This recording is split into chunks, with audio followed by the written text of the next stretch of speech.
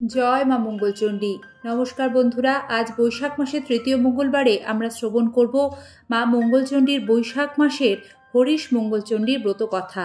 হরিশ মঙ্গলচণ্ডীর ব্রত যেই নারী করে, সব দুঃখ চোখের জল মা তার হরে।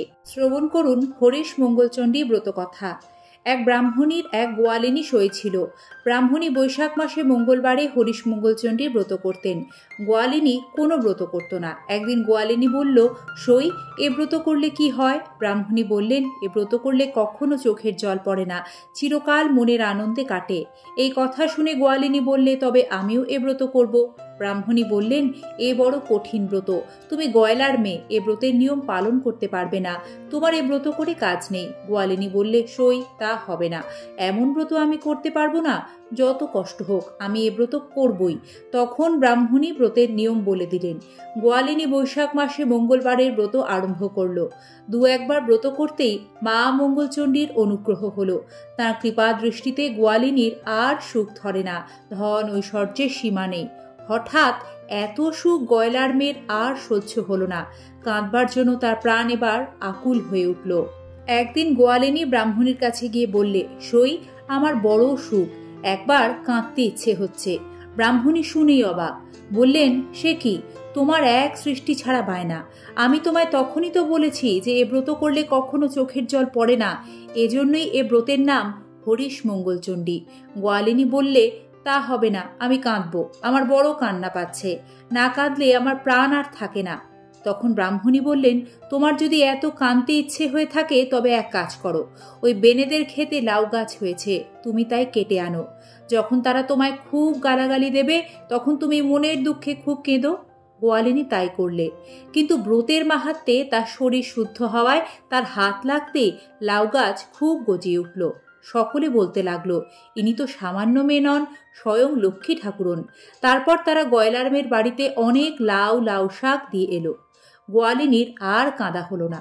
সে ব্রাহ্মণীর কাছে গিয়ে বললে, সই, সব উল্টো হলো, লাউ গাছ আরও গজিয়ে উঠল, তারা সব লাউ শাক আমাকে দিয়ে গেল, এতে সুখ আরও বেড়ে গেল, সই, আমার তো কাঁদা হলো না।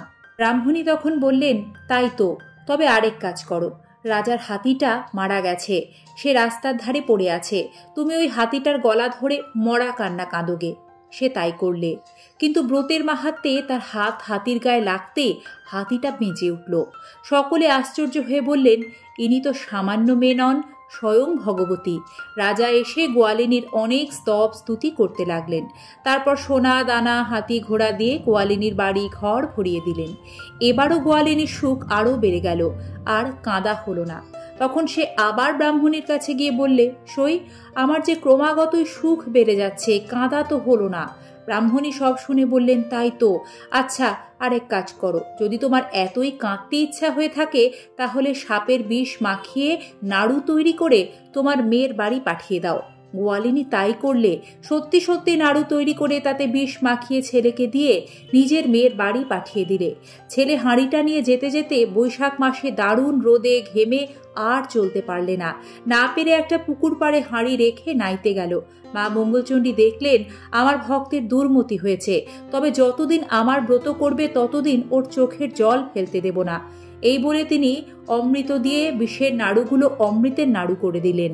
ছেলে স্নান করে উঠে হাঁড়ি থেকে একটা নাড়ু বার করে খেয়ে বললে, আহা, মা আমার এমন নাড়ু তৈরি করতে জানেন, দিদি খেয়ে কত সুখ্যাতি না করবে। এ বলে সে পুকুর থেকে জল খেয়ে সে হাঁড়ি নিয়ে দিদির বাড়ি গেল। গিয়ে বললে, দিদি, মা কেমন চমৎকার নাড়ু তৈরি করে দিয়েছেন, খেয়ে দেখো। মেয়ে জামাই ও বাড়ির সকলে সেই অমৃতের নাড়ু খেয়ে খুব সুখ্যাতি করতে লাগলো, সকলেই ধন্যি ধন্যি করতে লাগলো। এদিকে গোয়ালিনী কাঁদবার জন্য এলো, চুল করে হাঁ করে পথ পানে চেয়ে আছে, কখন ছেড়ে এসে কাঁদতে কাঁদতে বলবে যে মা, দিদি মরে গেছে। কিন্তু হায় হায়, সকলেই উল্টো হয়ে গেল। এদিকে ছেলে এসে বাড়িতে বললে, মা কি চমৎকার নাড়ু করেছ, বাড়িশুদ্ধ লোকে খেয়ে কত সুখ্যাতি করতে লাগলো, তারা আবার চেয়েছে, আমাকে ওই রকম নাড়ু করে দাও মা। গোয়ালিনী বললে, সর্বনাশ, কিছুতেই কাঁদা হলো না। তখন সে রেগে সইয়ের কাছে গিয়ে বললে, সই, এ কি হলো, কিছুতেই কাঁদতে পেলুম না, এবার না কাঁদতে পেলে আমি মরে যাব। ব্রাহ্মণী বিরক্ত হয়ে বললেন, এক কাজ করো, তুমি আর মঙ্গলবার করো না। গোয়ালিনী বললে, সেই ঠিক, কাল মঙ্গলবার, কাল থেকে আর পুজো করছি না। এই ঠিক করে গোয়ালিনী মঙ্গলবারের ব্রত উপবাস বন্ধ করে দিল। মা মঙ্গলচণ্ডী বিরূপ হলেন, তিনি রুষ্ট হলেন। অমনি তার লোকজন, হাতি ঘোড়া ছেলে মেয়ে সব মরে গেল। তখন গোয়ালিনী কেঁদে হাহাকার করে পাড়া মাথায় করে তুললে। তার কান্না শুনে আর কেউ তিষ্ঠতে পারলে না।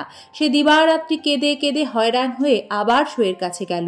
বললে, সই, আমার সর্বনাশ হয়েছে, আমার সব মরে গেছে, আর কাঁদতে পারি না।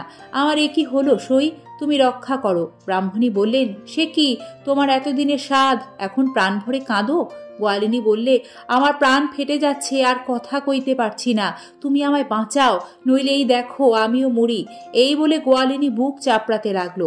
তখন ব্রাহ্মণীর দয়া হলো, বললেন, আসছে মঙ্গলবার পর্যন্ত এই কটা দিন অপেক্ষা করো, যেন মরা পুড়িও না, যে যেখানে আছে তেমনি থাকুক। তুমি রোজ মা মঙ্গলচণ্ডীর স্তব পাঠ করো, পুজো করো, তারপর মঙ্গলবারের উপোস করে ঘটের জল সব মরার গায়ে ছড়িয়ে দিও, তাহলে যদি তার দয়া হয়। গোয়ালিনী তাই করলে। ভক্তি ভরে রোজ মা মঙ্গলচণ্ডীর পুজো করতে লাগলো, স্তব পাঠ করতে লাগলো, মনের সহিত মাকে ডাকতে লাগলো। এইরকমে কটা দিন কাটিয়ে মঙ্গলবার উপোস করে সেই গোয়ালিনী এক মনে ঘট ধরে কাঁদতে লাগলো। তখন মা মঙ্গলচণ্ডীর দয়া হলো, মা আর থাকতে পারলেন না। অমনি আকাশ থেকে দৈববাণী হলো, এই ঘটের জল সব মরার উপর ছড়িয়ে দে। অমনি গোয়ালিনী তাড়াতাড়ি উঠে সকলকার গায়ে ঘটের জল ছড়িয়ে দিতেই সবাই বেঁচে উঠল। তখন সে আহ্লাদে ব্রাহ্মণীর বাড়ি গিয়ে তার পায়ের ধুলো নিয়ে হাসি মুখে বললে, যথার্থই মা মঙ্গলচণ্ডী দয়াময়ী, মায়ের আশীর্বাদে, মায়ের দয়ায় সবাই আবার বেঁচে উঠেছে। গোয়ালিনীর এই ব্যাপার দেখে পাড়াশুদ্ধ লোক সকলেই হরিশ মঙ্গলচণ্ডীর ব্রত করতে লাগলো। সেই থেকে দেশ বিদেশে এই ব্রত প্রচার হলো। বৈশাখ মাসে এই হরিশ মঙ্গলচণ্ডীর ব্রত যে ভক্তি ভরে করে, সে চিরকাল মনের হরষে থাকে, আর কখনো চোখের জল ফেলতে হয় না। এই হরিশ মঙ্গলচণ্ডীর ব্রত কথা যে বলে বা শোনে, তারও মঙ্গল হয়। ইতি হরিশ মঙ্গলচণ্ডীর ব্রত কথা সমাপ্ত। আপনাদের সকলকে ধন্যবাদ ও বিনম্র শ্রদ্ধা জানাই ব্রত কথাটি সম্পূর্ণ ভক্তি ভরে শোনার জন্য, এবং নিয়মিত এই ধরনের ব্রত কথা, পুজো পাঠ, সনাতনী বার্তা পেতে আমাদের এই সিংহরায় ডোরবেল চ্যানেলটি সাবস্ক্রাইব করে বেল আইকন প্রেস করে রাখবেন এবং একটি লাইক অবশ্যই করবেন। ঈশ্বর আপনাদের মঙ্গল করুন।